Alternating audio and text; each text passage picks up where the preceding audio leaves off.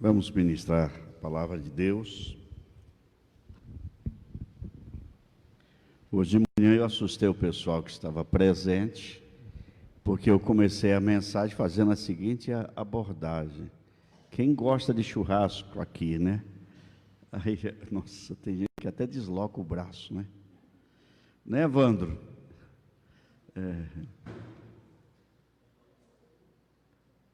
Tem o André também. O André, hoje eu judiei do André de manhã. Agora o Evandro é mais... O Evandro e o Natanael, eles são mais viciados em churrasco, né? Aquela picanhazinha assim na brasa e tal. Costela, né? E assim vai, né?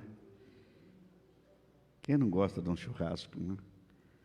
Uma linguicinha e tal, né? Mas tem um sujeito na Bíblia que não gosta de churrasco. E o tema da palavra que eu quero compartilhar com os irmãos nesta noite é o homem que não gostava de churrasco. É exatamente essa palavra que eu quero compartilhar com os irmãos nesta noite. Eu já compartilhei hoje de manhã com um grupo que estava aqui, só que não foi transmitido no culto matutino. Estamos transmitindo agora à noite. Então, para você que está em casa, abra a sua Bíblia. É um texto muito conhecido, nós vamos ler apenas uma parte desse texto. Lucas capítulo 15, versículo 25, até o versículo 32. Lucas 15, de 25 a 32. Ora, o filho mais velho estivera no campo, e quando voltava, ao aproximar-se da casa, ouviu a música e as danças. Chamou um dos criados e perguntou-lhe que era aquilo. E ele informou: veio teu irmão e teu pai mandou matar um novilho cevado, porque o recuperou com saúde. Ele se indignou e não queria entrar. Saindo, porém, o pai procurava conciliá-lo, mas ele respondeu ao seu pai: há tantos anos eu te sirvo sem jamais transgredir uma ordem tua, e nunca me deste um cabrito sequer para alegrar-nos com os meus amigos. Vindo, porém, esse teu filho, que desperdiçou os teus bens com meretrizes, tu mandaste matar para ele o novilho cevado. Então lhe respondeu o pai: meu filho, tu sempre estás comigo. Tudo que é meu é teu. Entretanto, era preciso que nos regozijássemos, nos alegrássemos, porque esse teu irmão estava morto e reviveu, estava perdido e foi achado. Amém. Que o Espírito Santo do Senhor nos edifique com a palavra que ora vamos ministrar e vamos meditar. O homem que não gostava de churrasco.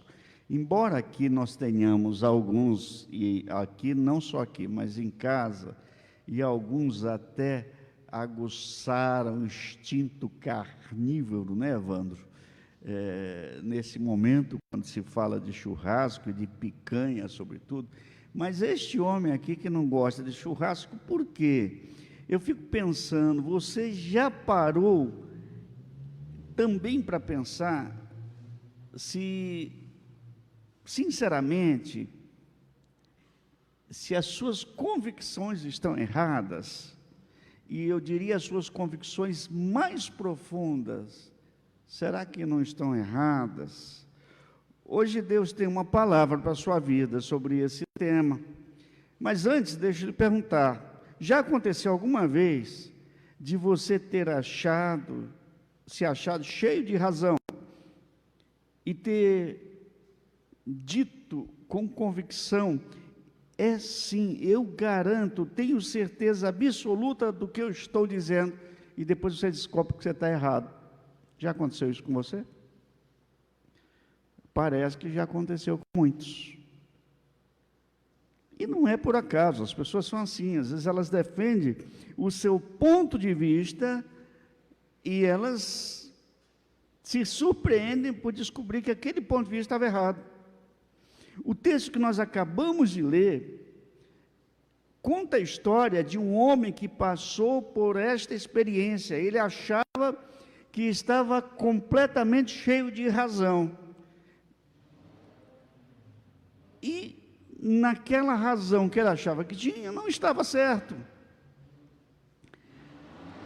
Por que eu chamo essa palavra do homem que não gosta de churrasco? Porque nessa parábola, o que Jesus conta, ele está tentando responder aos fariseus e aos escribas que criam na sua própria justiça, que eles eram uma classe espiritual muito elevada, e eles achavam que aquilo garantia a eles a eternidade, garantia a eles alguns privilégios espirituais. E Jesus então conta 3 histórias ou 3 parábolas. Em primeiro lugar, em Lucas 15, ele conta a parábola da ovelha perdida, que foi encontrada, e termina com o pastor que chama todos os seus amigos para se alegrarem e festejar por causa daquela ovelha que estava perdida. A segunda parábola é a moeda perdida, a dracma perdida, que foi encontrada por aquela mulher. Mas a mulher chama seus vizinhos para se alegrarem com ela, porque encontrou a moeda perdida, a dracma perdida. E a terceira parábola, e esta que nós lemos a parte final em Lucas 15, é o filho perdido, o filho que desperdiça os bens, chamado filho pródigo, e ele volta para casa completamente falido, completamente frustrado, completamente derrotado, eu diria até no fundo do poço das suas emoções, tanto físicas quanto espirituais, e aí ele volta derrotado, envergonhado, apenas pedindo um emprego para o seu pai. E o pai oferece uma festa e se alegra. É interessante que nessa parábola, ele recebe um anel no dedo, é um anel de filho, que provavelmente ao pedir a herança, ele deixou na sua família. E agora o pai chama e manda colocar para ele entrar em casa, tem que ter o anel de filho. E agora imagine, esse homem volta fétido, talvez por uma experiência de anos, de meses, sem tomar banho e vivendo com os porcos, e naquele aspecto, para o judeu o porco é um animal imundo, e ele vive com esses porcos, ele volta então falido, nesse fundo do poço, e eu imagino que o pai, e aí o texto descreve que o pai o abraçou.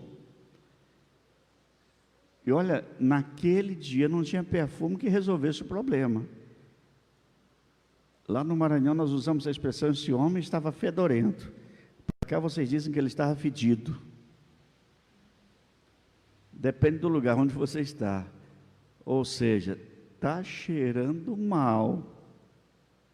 Está fedendo. Mas o pai abraça. E aquela roupa de maltrapilho, ele manda trocar. Traga uma roupa digna, porque esse meu filho estava morto e reviveu, estava perdido e foi achado. E no meio dessa festa do reencontro, então, há um novilho cevado, é a festa do resgate, é a festa da salvação.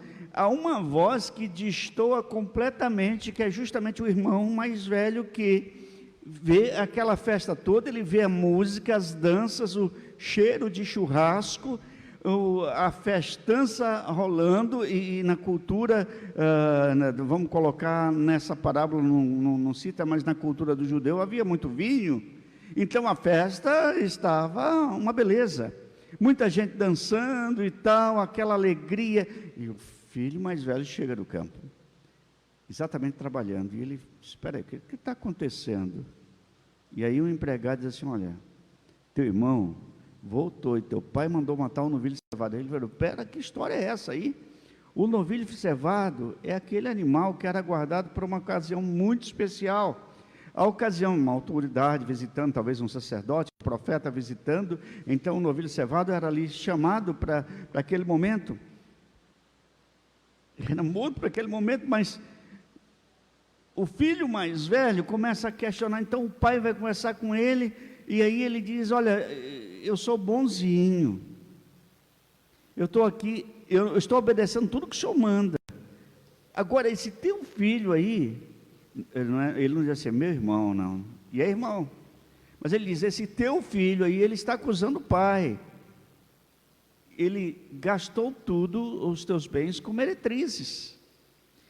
E aí eu tento imaginar esse rapaz, quando saiu de casa, cheio de dinheiro, ele ia em tudo quanto é boteco, pagava tudo quanto é bebida, e comida, e meretrizes, e prostitutas, e ali tudo era por conta dele, e o dinheiro foi acabando. Até que no fundo do poço ele vai trabalhar com porcos. Então quando ele está no fundo do poço ele volta. Mas aquele filho mais velho, o seu irmão mais velho, não quer saber dessa festança, não quer saber desse churrasco, ele não gosta desse churrasco. O filho mais velho está triste porque o pai recebeu o filho pródigo com alegria. O filho mais velho está irado porque o pai exerceu misericórdia para com o filho mais moço. O filho mais velho está do lado de fora, enquanto o filho pródigo, o filho mais moço, o filho rebelde, está dentro de casa, festejando com o pai, usufruindo da misericórdia do pai, da alegria do pai de recuperar o filho. Há o perigo de muitos de nós estar dentro da casa do pai, mas ainda está perdido. O filho que estava perdido foi achado, mas o filho que estava lá estava perdido exatamente dentro da casa do pai. E baseado nisso, eu quero analisar por que esse homem não gosta de churrasco. Porque ele vai fazer uma avaliação errada do seu irmão. Ele não quer saber de restituição, ele não quer saber de restauração, ele não quer saber de recuperação, ele não quer saber de um recomeço, ele não quer saber de uma nova vida, ele quer saber que ele tem os direitos dele, e este rapaz, o seu irmão mais novo, não tem direito nenhum. Ele se dirige ao pai irado, ele não quer aquela festa, ele não quer comer nenhum espetinho de churrasco.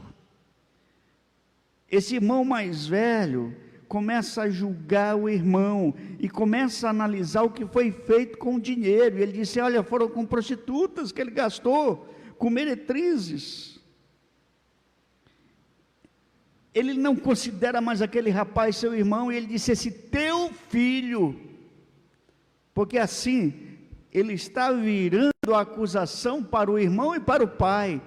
Ele está dizendo, esse rapaz, esse seu filho, ele fez tudo errado, e o senhor está fazendo tudo errado também.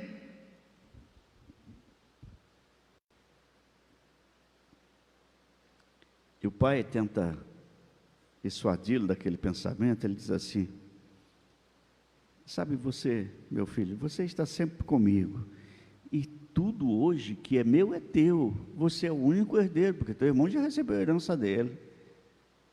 Só que eu preciso ver que teu irmão está voltando. Há muitos anos atrás, no meu começo de ministério, eu tinha um irmão na igreja, muito querido, e ele foi acometido de uma enfermidade terrível. E um dia eu estava visitando, ele já estava no hospital, tinha passado por uma cirurgia e ele não estava bem. E ele disse, pastor, ora comigo, eu tenho meu filho mais velho, que saiu de casa, quando ainda não tinha nem 18 anos, e eu não sei nem se está vivo, mas eu queria antes Deus me levar. Ele tinha outros filhos, aliás, Aquele filho mais velho fazia 15 anos que ele não via. E ele tinha acho que uns 8 filhos e filhas, mas aquele filho mais velho, ele queria, antes de fechar os olhos, ele queria abraçar o filho. E aí, naquela época não tinha essa facilidade com a internet, com comunicação, mas mesmo assim alguém encontrou o seu filho num garimpo distante, lá pelos lados do sul do Pará. E avisou o filho: olha, seu pai está muito enfermo. E quando o filho chegou, eu que o recebi, imediatamente ele foi para o hospital, eu acompanhei, e ele disse: meu pai vai viver, pastor? Eu só disse a ele: Deus o sabe. Do ponto de vista humano, é impossível. Mas para Deus não há impossíveis, não há ele. Bom, é Deus que é dono da vida, de todas as coisas. E aquele rapaz, já não era tão rapaz, já não era tão novinho, já se passaram 15 anos de ausência, então ele volta. Então ele vai entrar no quarto onde estava o pai, no hospital. Eu o acompanhei. Antes eu entrei e preveni: meu irmão, o seu filho que estava longe está aí, ele quer lhe ver. E ele começou a chorar. Eu vi uma lágrima daquele pai escorrendo. E ele disse: agora Deus pode me levar, porque eu já vou ver o meu filho. E o filho entrou, e tanto havia emoção do lado do pai, quanto do lado do filho. E eu nunca esqueci aquela cena. Eu era muito jovem, ainda no meu primeiro ano de ministério, e aí eu estava ali observando o abraço e as lágrimas daqueles 2 homens. E não havia muito o que dizer. O pai perguntava: filho, por que você andou tanto distante, não veio ver a gente? Mas agora você está aqui, que bom. Deus já pode me levar. Bom, Deus o levou aí uma semana depois.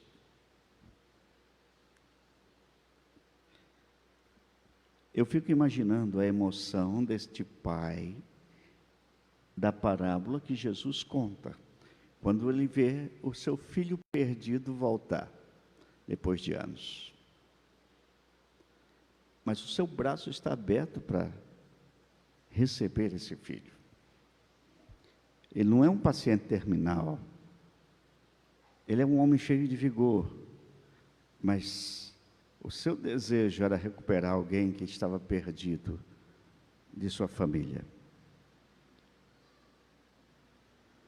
O erro fatal desse homem que não gostava de churrasco é analisar o próprio irmão. Mas ele está ali na casa, perto do pai, e ele não entende o coração desse pai durante tantos anos. Quantas pessoas, às vezes,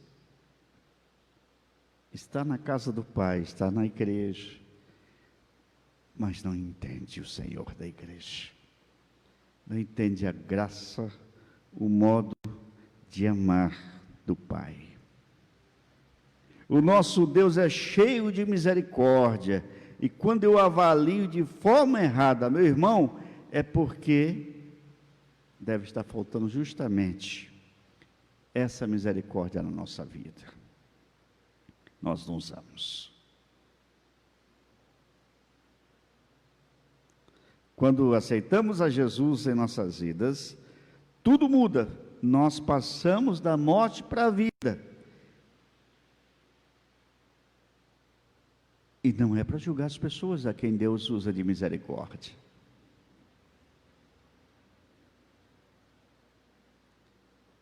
Nunca feche o coração para as pessoas. Uma pessoa genuinamente arrependida, é o que diz a palavra de Deus: coração contrito e o espírito quebrantado, o Senhor não despreza jamais. Aleluia. Louvado seja Deus. O filho mais velho encheu-se de ira e não quis entrar. e bloqueou a graça e a misericórdia do Pai.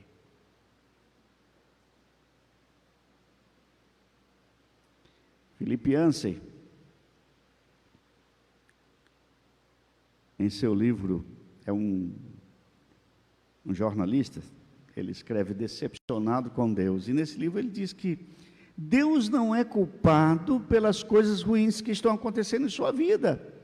Agora, esse rapaz da parábola, este homem da parábola que não gostava de churrasco, ele se decepciona com o pai, porque o que o pai está fazendo na vida do filho mais moço é usar de bondade, misericórdia, de amor, aquilo que está faltando no coração do filho mais velho, por isso ele não gosta de churrasco. Então, se seu primeiro erro é fazer uma avaliação errada do irmão, o segundo erro é fazer uma avaliação errada de seu pai.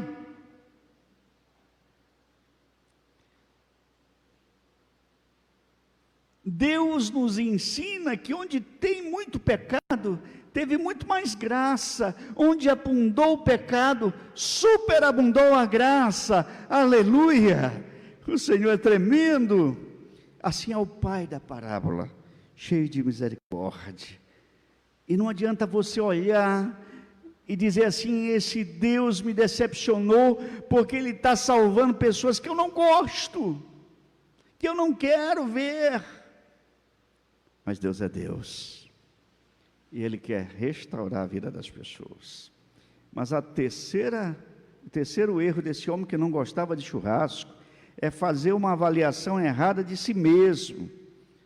Quando ele diz assim: todos esses anos eu tenho trabalhado como um escravo a teu serviço, nunca desobedeci às tuas ordens. Esse irmão mais velho está falando de uma justiça pessoal. Parece que ele é o irmão gêmeo daquela outro acontecimento, daquela parábola que Jesus conta para os fariseus e para os escribas, dizendo lá em Lucas capítulo 18, 9 em diante, de dois homens que vão orar no templo, e um é fariseu, e ele chega diante do Senhor, porque eu sou bom, e ele foi embora. E Jesus prossegue contando a parábola, dizendo assim: aí o publicano não conseguia levantar o rosto, não conseguia olhar para cima e só dizia: Senhor, eu sou pecador, só pedi misericórdia. Jesus olha para aquele grupo de homens e pergunta: vocês acham quem foi perdoado para casa? Ele disse: aquele que foi humilde. É exatamente isto. Parece que esse homem que não gostava de churrasco, da parábola do filho pródigo, é irmão gêmeo daquele que orava arrogantemente e que dizia: eu sou bom. Mas eu quero responder a estes homens, a este homem, que a Bíblia me ensina que não há um justo, nenhum sequer. Todos os homens são injustos. E o apóstolo Paulo, certa ocasião, ele disse em 1 Coríntios 15, 10, pela graça de Deus, eu sou o que sou, e sua graça para comigo não foi inútil, só pela graça de Deus. A palavra do Senhor conta a história de João Batista, e quando os discípulos de João Batista, e todo mundo gostava de João Batista, o seu jeito de confrontar, o seu jeito de... E ele está preparando o caminho, quando aparece Jesus, é isso aí. E João Batista responde: ele é aquele que vem depois de mim, e não sou digno de desamarrar as correias de suas sandálias.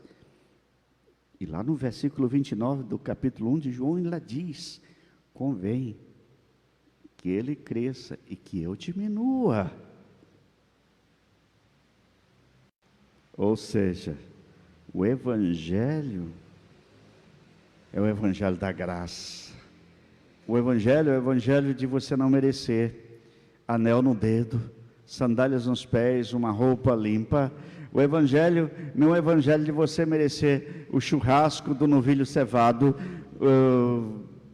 o evangelho humano, mas o evangelho de Deus, esse sim,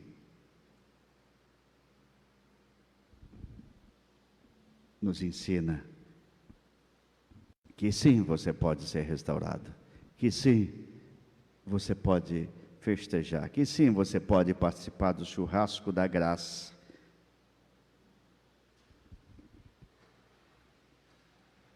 Aleluia. Abra o seu coração para a graça de Deus na vida das pessoas e dê misericórdia para as pessoas. E eu quero concluir falando de 3 coisas, analisando ainda este homem que não gostava de churrasco. Ele fechou o coração para o seu irmão, porque ele negava a misericórdia, o perdão para o seu irmão.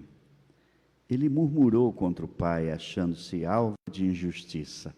O pai é injusto. Deu um novilho para o meu irmão, mas para mim não deu cabrito. Ele dispensou a humildade, achando-se muito perfeito e bom. Com esses erros, sem demonstrar arrependimento, sabe o que ele perdeu? A festa. Ele perdeu o churrasco. Ele perdeu o novilho cevado. Ele nem soube que sabor tinha aquele churrasco naquele dia. Ele ficou fora da festança porque ficou fechado em suas análises e em suas convicções erradas. E Jesus contou estas parábolas para que os fariseus e escribas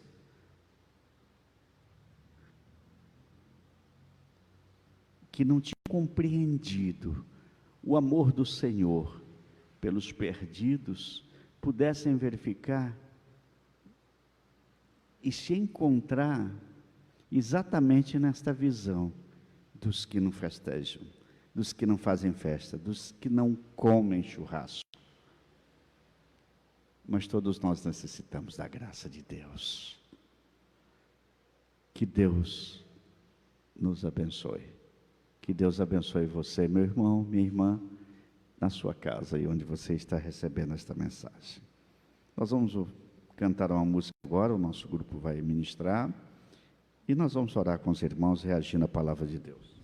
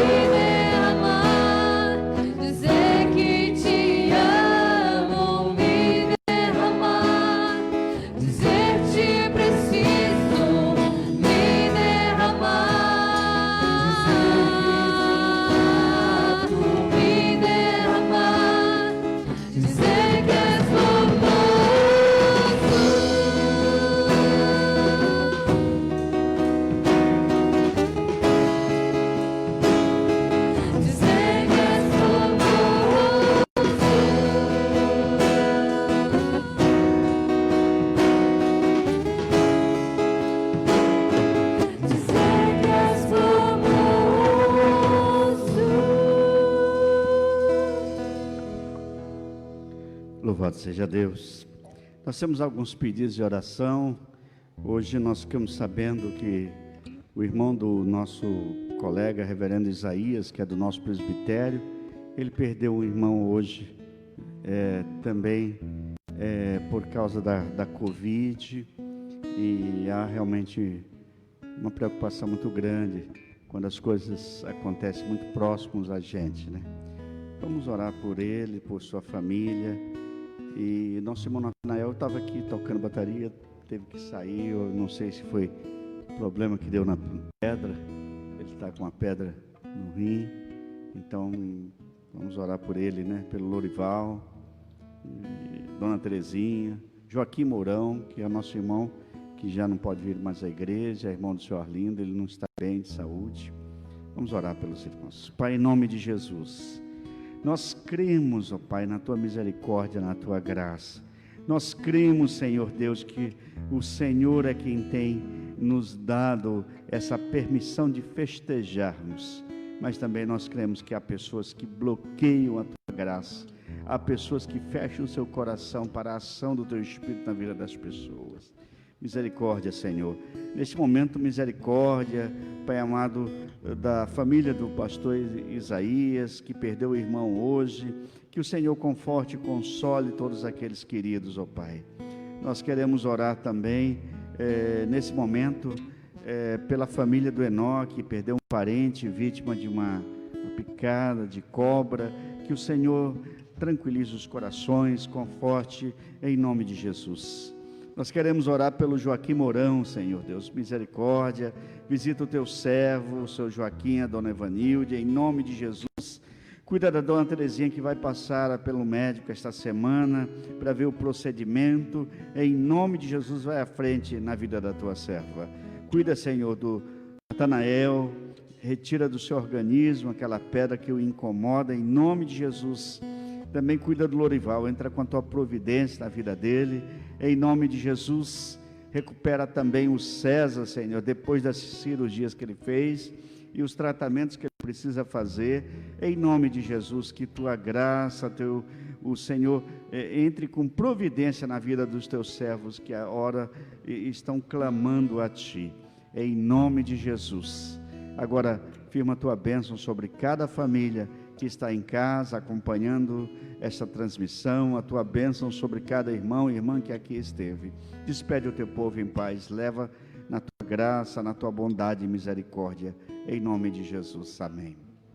Que o Senhor nos abençoe, que o Senhor nos guarde, e que o Senhor tenha misericórdia de nós e que faça resplandecer Seu rosto sobre nós, que o Senhor nos acompanhe, que o Senhor nos dê a paz hoje até que Jesus Cristo venha, amém. A Ele a glória, aleluia.